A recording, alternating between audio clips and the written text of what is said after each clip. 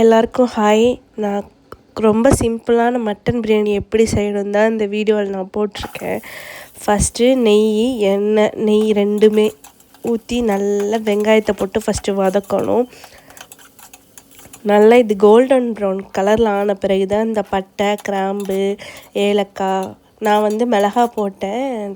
தேவைன்னா போட்டுக்கலாம், இல்லாட்டி வேண்டாம்.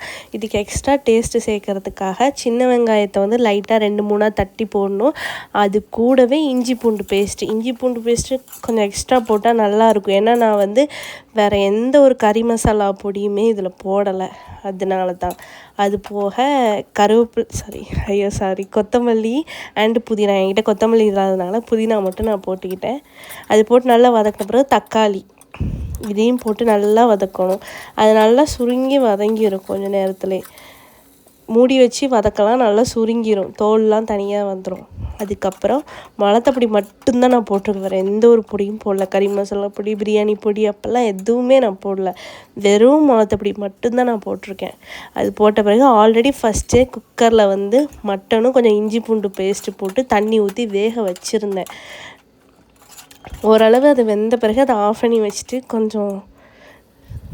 அதுக்கப்புறம்தான் அந்த வேக வச்ச தண்ணியை விட்டுட்டு மட்டனை மட்டும் எடுத்து இதில் இந்த மசாலா கூட போட்டு நல்லா வதக்கினேன். ஏன்னா இது நல்லா மசாலா பிடிக்கணும், அதுக்காகத்தான்.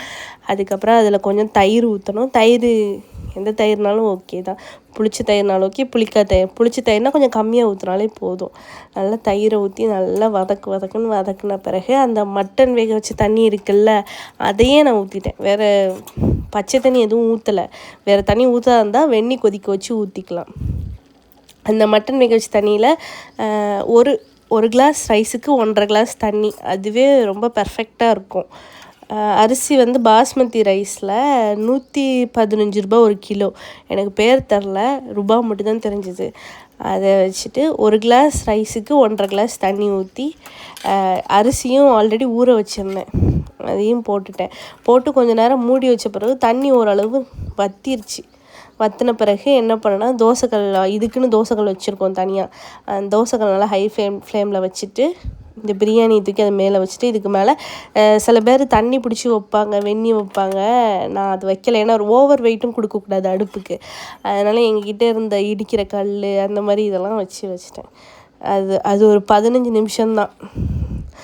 15 நிமிஷத்தில் மீடியமில் வைக்கணும். அடுத்து ஒரு 10 நிமிஷம் ஃபுல் ஸ்லோவில் வச்சுட்டு அதுக்கப்புறம் ஆஃப் பண்ணிடணும். ஆஃப் பண்ணி ஒரு 1/4 மணி நேரம் கழித்து அப்படியே விட்டுறணும். ஒரு 1/4 மணி நேரம் கழித்து திறந்து பார்த்தோம்னா நல்லா உதிரியாக சூப்பராக வரும்.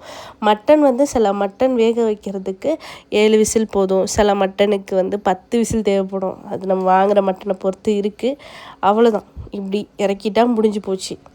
ஈஸி தான், ரொம்ப கஷ்டம் இல்லை. இப்படித்தான் நான் மட்டன் பிரியாணி எப்பயுமே வைப்பேன். நல்லாயிருக்கும் இது டேஸ்ட்டாக. எங்கள் அம்மாவுக்கும் ரொம்ப பிடிக்கும். நான் வச்சுருந்தேன், நல்லா இருந்ததுன்னு சொன்னாங்க. இது கூடவே கொஞ்சம் வெங்காய சம்பலும் மூளை கிரேவி இல்லை, மூளை வதக்கல் அது வாங்கி செஞ்சுருந்தேன். அவ்வளோதான். இந்த வீடியோ உங்களுக்கு பிடிச்சிருந்ததுன்னா சப்ஸ்கிரைப் பண்ணுங்கள்.